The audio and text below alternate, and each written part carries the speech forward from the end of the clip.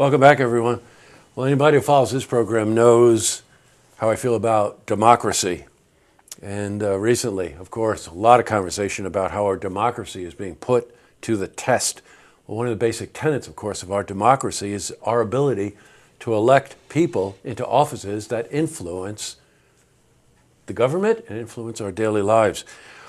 We're on a mission here to talk to a bunch of candidates. And joining me today is Ron Kim, who is a candidate for the 21st Congressional District. Welcome, Ron. Thanks. Very nice to have you Glad here. to be here. There is going to be quite a primary on the Democrat side. I think most recently read like 10 candidates or so. So it's going to be a pretty big field there. In talking to you, I always want to know what drives people, Ron. What got you involved in this? You're an attorney, and I'm going to talk about Ron's background in a second. But what would drive you to want to run for political office? Well, during the healthcare debate, our current representative, Elise Stefanik, refused to meet with her constituents. And I watched that proceed. And, you know, the word representative is her title. Mm-hmm. And to not meet with her constituents, no matter how they might feel, how she may feel, I thought was a disqualifying event, and decided at that point that I was going to jump in. Then the other sort of straw that may have broken the camel's back was watching the events in Charlottesville. I thought every American ought to be stepping up, and I decided at that point to run. Oh, gotcha. Wow. Two very powerful statements there. You got quite a background. You're a lawyer. Yes, I've been working for about 17 years in my own practice, specializing in consumer protection and employment discrimination, including sexual harassment litigation in the Saratoga-Glens Falls area. Mm-hmm. And you also served on the Saratoga City Council. Yeah, in 2005 I was elected to be the Commissioner of Public Safety, which leads the police and fire and sure. EMS, and also is a legislator on the City Council. So great experience, and I think that's one of the important things about this office. You need to bring some experience because you have to be able to work with people, and I was able to do that on the City Council and also in the department, which, you know, not everyone saw things the way I did, but, you know, you need to work with people. You know, I'm just thinking about your background and how you talk about being in the trenches. When you start to talk to people about work discrimination, about sexual harassment, when you are in public safety and you're talking to firefighters and you're talking police and constituents, you get a real handle on the empathy of being in the public eye and contributing to the well-being of the community. And it's a very interesting background. You know, given what I just said there, what are your priorities? Well, when I'm elected to Congress, there's a few things that I want to do. The first really is to use the office to grow jobs in the North Country. It's really job one, and the congressperson in the district can do that, I think, most effectively by getting an aide who actually works in that arena 24/7, 365. So first thing I'm going to do is I'm going to find an economic development specialist, hopefully a retired executive or something, who wants to help me 24/7 develop jobs. Because it's not a one-size-fits-all proposition. What's needed in Canton may not be what Plattsburgh's looking for, or what Saranac Lake is, and we need to address that throughout the district. And I think a person who's a sort of caseworker for development, if you will, is going to be a key. A second thing I want to do is we need to clean up this political donation campaign finance reform. And I'm the only one who's proposing a real solution to what is most people refer to as this terrible political PAC, super PAC, money coming into the political dialogue. And here's my proposal. We got to tax the PACs. Mm-hmm. What do I mean by that? Very concretely, Speaker Ryan got $500,000 from the Koch brothers a few weeks ago. We ought to tax that at $500,000. So when somebody contributes from a political, corporate political or super PAC, they get taxed.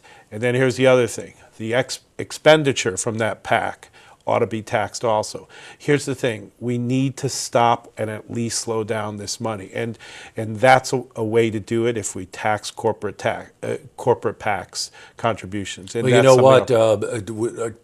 A cliche comes to mind, and I want you to address this. The Democrats are all about taxing you into the dirt. You hear that phrase way too often.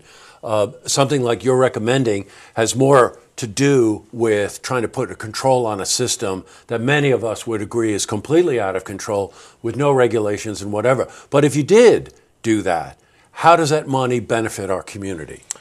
Well, there's a Yale Law Review article that estimates that we would raise about $10 billion in 2012 dollars. That's a significant revenue into our coffers. We need to do it. And here's the thing: we have sin taxes. We make a decision as a government that we want to discourage smoking.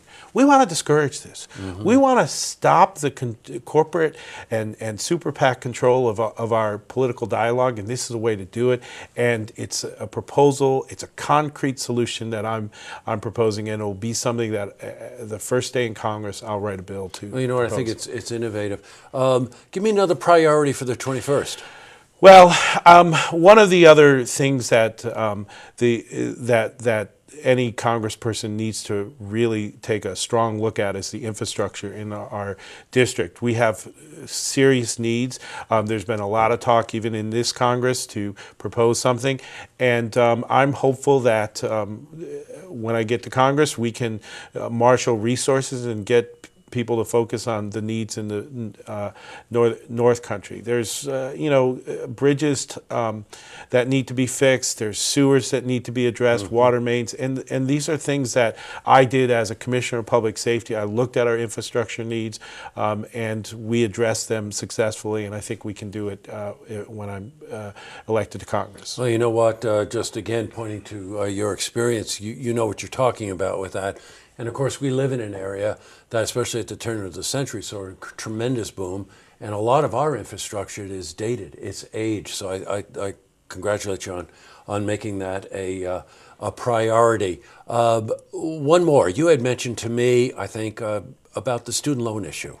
Well, I've had some experience being a consumer protection attorney, seeing some of these very difficult situations where students essentially have overwhelming student debt. And here's the big picture of this, is if we have students who are paying $1,000 a month for their student loans, they're going to have a difficult time buying a house. So when you, as a baby boom generation, want to sell your house and move to downsize, there's going to be a smaller market of people that can buy your home. We need to address this. We need to address this in a way that's responsible both for the debt, for the person who owes the money, and also the entities that are owed. But one of the problems here is that the federal government is making money on the student loans. Sure. And we need to address that. Yeah. That shouldn't be. This should be a program that benefits them, but the government doesn't profit. Benefit. Yeah, profit from it. Right. Yeah. Well said. Well, Ron, you're welcome back anytime. I want you to. The website is RonaldKimForCongress.com. RonaldKimForCongress.com. The platform is very interesting to read. I've read it. Freedom of equality, freedom to work and learn, freedom from fear and tyranny. These are words you don't often hear, and when you look at the platform and read it, you'll understand why he chose those words. Carefully chosen and very well put out. Good luck in the primary. Thanks. Cat fight. Yep, absolutely. A lot of good candidates running too. Lots of good people. But you know what? The electorate is electrified. So we're going to see a lot of activity in 2018. And best of luck to you, and I hope to see you again. Thanks. You're welcome, Ron. Thanks. Good to meet you. To see this interview again, you can head to our website, looktvonline.com.